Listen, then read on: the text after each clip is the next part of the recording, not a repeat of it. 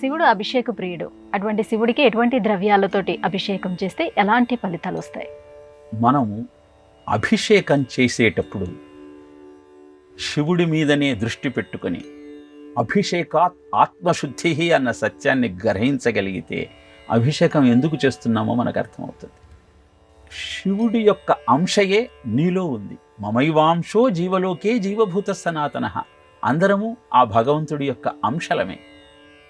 కానీ మనలో ఉన్నటువంటి ఇంద్రియ లౌల్యము కారణంగా, విషయభోగముల పట్ల ఉన్న ఆసక్తి కారణంగా ఆ శివ చైతన్యాన్ని గుర్తించలేకపోతున్నాం. కనుక అభిషేకం చేస్తూ ఆత్మశుద్ధి చేసుకోగలిగితే, మనోవాక్కాయ కర్మలనే త్రికరణములు శుద్ధి అయినప్పుడు ఆ శివ చైతన్యం నీలో ఆవిష్కరింపబడుతుంది. అందుకే అభిషేకం అనేది అనేక సమస్యలకు పరిష్కారంగా చెప్పబడింది.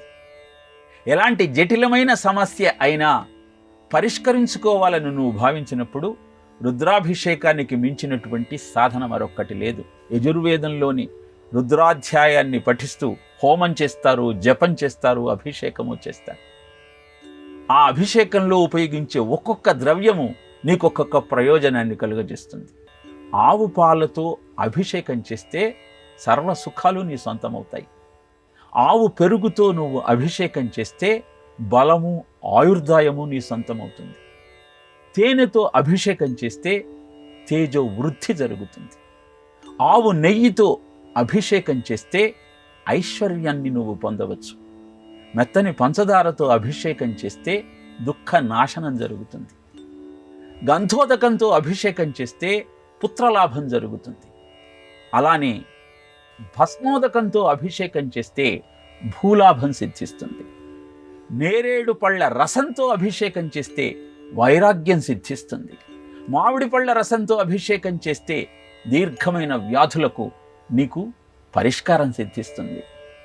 పసుపు నీళ్లతో అభిషేకం చేస్తే నీకు మంగళము జరుగుతుంది. అన్నంతో అభిషేకం చేస్తే రాజ్య ప్రాప్తి జరుగుతుంది.